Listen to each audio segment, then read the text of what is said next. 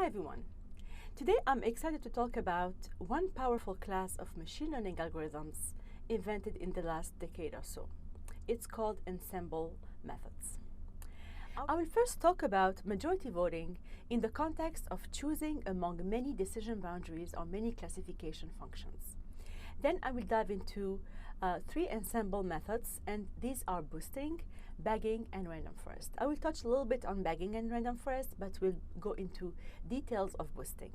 So first of all, imagine you have a randomly chosen hyperplane or decision function derived with any of the machine learning methods we have seen so far. So you could expect this to perform randomly, just like you toss a coin, with an error rate of 50% or 0.5. Okay? If we combine many such random functions, we expect also by majority voting, we also expect that the outcome of these combinations would also be random. Now suppose we have M classifiers performing slightly better than random, which means that there is some signal in them and the error rate is now 0.5 minus a very small value. So there is some signal in them, and we want to know whether we can combine them, this decision, to make a decision based on the majority vote of all of these decisions. Okay, so the question is, what if we combine this M slightly better than random classifiers? So you have M slightly better than random. Would majority voting in this case be a good choice? So to answer this question, I will first evoke the concept of probability of majority decisions in the famous Condorcet jury theorem from 1785. In its simplest form, suppose a group wishes to come to a decision by majority voting, right? Each voter votes for the correct decision with a probability P, right? And we suppose that the votes are independent. The question is, how many voters do we need to have to come to the right decision? This will depend a lot on the probability P. So if P is bigger than 0.5, the theorem says that adding more and more voters will increase the probability of reaching the correct decision by majority voting. Right? If P is less than 0.5, then adding more and more voters will just make things worse. This is really the fundamental theorem for majority voting based on the probability of providing the correct decision or the correct label P. Okay? Based on this theorem, we define what's an ensemble method. An ensemble method combines the predictions of many individual classifiers by majority voting. This concept is at the core of machine learning ensemble methods. So what are ensemble methods? An ensemble method combines the predictions of many individual classifiers by majority voting. Such individual classifiers are called weak learners, are required to have a slightly better than random performance. So the question is, how do we produce independent weak learners using the same training data? Why independent? Remember, the theorem of Condorcet said that we need to have these voters voting independently of each other, and each of them having a slightly better probability, bigger probability than 0.5. So how do we produce such independent weak learners based on the same training data? The answer is to use a strategy to obtain relatively independent weak learners. There are different methods we could use. One of them is boosting, bagging, or random forest. So today we're going to focus mostly on boosting to give you a flavor of how this works, and then give you a little bit of hint about these two methods. Let's start first with boosting. Boosting is one of the first ensemble methods out there and was one of the most powerful methods in machine learning methods today. The most popular algorithms for boosting is called AdaBoost.M1, invented by Freund and Shapiro in 1997. Professor Breman, who invented Kart's algorithms for decision trees, described this algorithm as the best of the shelf classifier in the world. So the algorithm is famous by its simplicity, but it's also famous by the fact that it can use any kind of weak learners, such as trees, perceptrons, we know both of these, along with what we call decision stumps, which we are going to see today. And the idea is to train the weak learners or the weak classifiers on weighted training examples. So this is the key word. The weighted training examples means that we are creating decision boundaries or decision functions based on modified versions of the training examples. The idea of boosting is to apply a weak classifier to a modified version of the training data. So initially, suppose we dispose of training data, right? So using this training data, we are going to produce a first classifier. Let's call it G1 of X. That's a classification function, right? Using any of the methods you know so far, okay? The idea is to move to the next step by creating distorting the data by creating another weighted data, and also produce a second function G2 of X. So create a sequence of decision functions based on a modified versions of data. And this is a second decision function. Then, given the outcome of this second decision function, build again, weight the data again somehow. We will see how. Weighted data, and produce a third decision function G3 of X, etc., until some number of classifier M on yet another modified data, and obtain a final, and we obtain a GM, the mth sequential weak learner based on this modified data at the M level. Okay?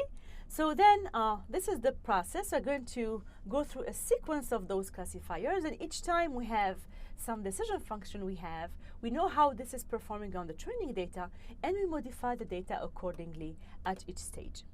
Now the final classifier will be looking like something. Okay. Now the final classifier will be the function G of X that's actually exploring or using all of this decision function or decision boundaries that we have found before. So usually we do the sum. It's the weighted majority voting, which is the weighted sum of all the classifiers G of M of X, for M going from 1 till M. So I'm going to go through all the classifiers and see how the classifiers classify the instance X. We're going to take the sign of this. We suppose that we are seeking for a function that classifies into the set -1 + 1. All right. So we're going to take the sign of the sum of GM of X, but we are going to weight each of this function by its importance in the classification process. We'll be providing alpha M, which is a weight affected to each of the classification function obtained. The idea of boosting is to apply a weak classifier to modified versions of the data. So we start with a first weak classifier applied on the training data, right? So if we apply this weak classifier, we're going to obtain a first decision boundary or first classification function. Let's call it G1 of X. So this is a classification function. All right. So based on the outcome of this classification function, we're going to use a modified version of the data, right? Modified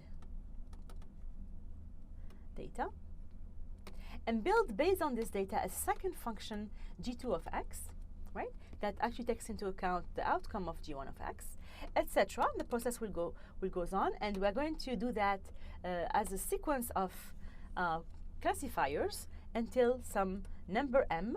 So this is the mth modification of the data, from which we're going to apply again some decision function, some weak learner, and obtain a G of M, a function G of M of X. So we end up with many decision functions, right? And the idea is to use a final classifier as using the majority voting between the different functions. So we're going to obtain something that looks like the classification of an example X would be the majority voting of all the classifiers G of M of X for all M equal 1 to big M. So suppose we have M classifiers, all right? And these are weighted by some weight alpha, okay? That is actually the importance of each of those classifiers. So let's call it alpha of M. So I'm going to take the sign of this function because we suppose that our classes are in the set -1 + 1. Okay, so we take the majority vote and we weight each of the weak classifiers by some weight alpha that we will see how we calculate. To summarize, the predictions from all of the GMs, all of the weak classifiers from M going from 1 till big M, are combined with the weighted majority voting. Alpha M is the contribution of each weak learner GM, and these are calculated by the boosting algorithm to give a weighted importance to the classifiers in the sequence. The decision of a highly performing classifier in the sequence should weight more than the decision of a less performing classifier.